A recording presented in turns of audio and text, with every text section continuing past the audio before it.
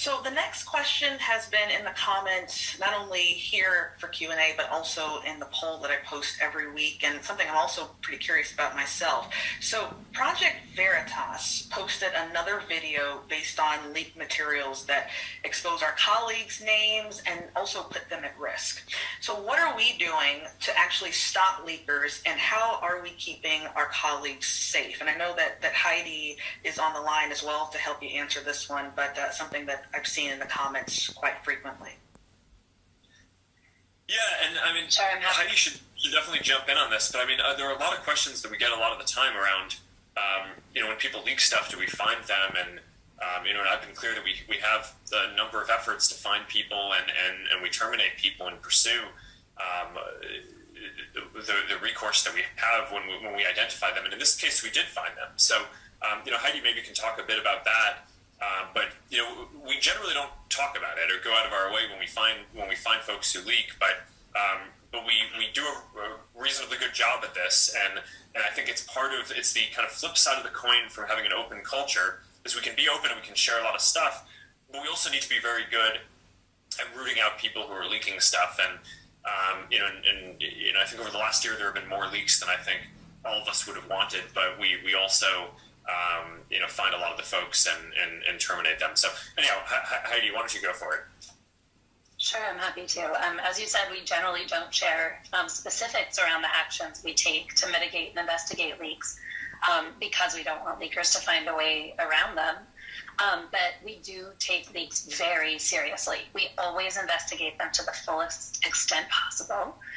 And when we find leakers, which we often do, we have a zero tolerance. So that means we fire them. And we also consider other things, other actions, such as legal action.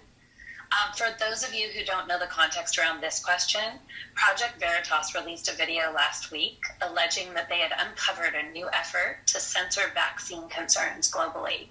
It was based on leaked documents about a health integrity program that we have in place that combats vaccine hesitancy by taking a hard stance against vaccine misinformation.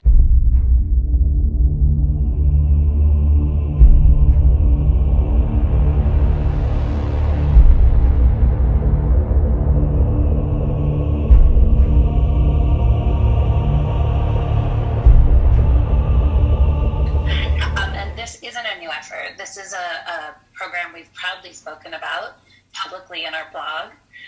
So in this case, while we don't like our internal documents leaked and being shared externally, this isn't where the damage was done with this latest Project Veritas.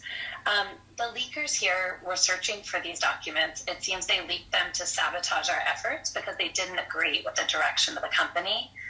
But in doing this, they also exposed the names of a number of our employees. They shared org charts, they shared documents and posts with employee names. And the leaker also mentioned some of these names in the video that was released, speculating about the roles of these employees in the program.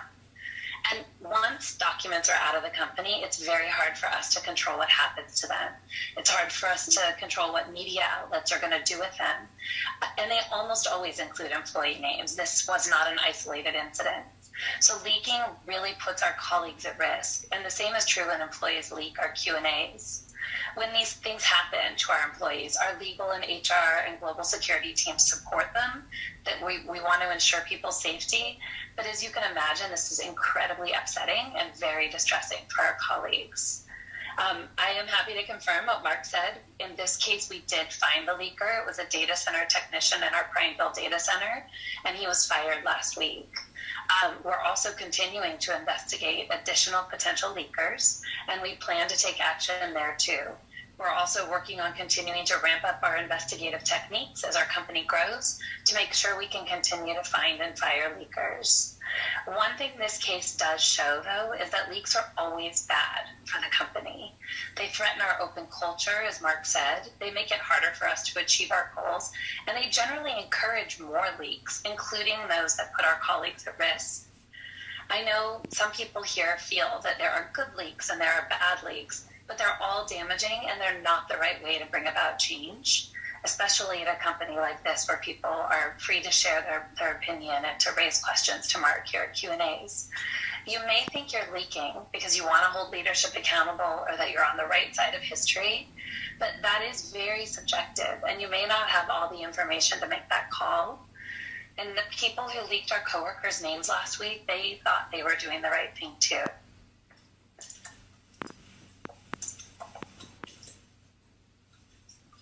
All right, thank you.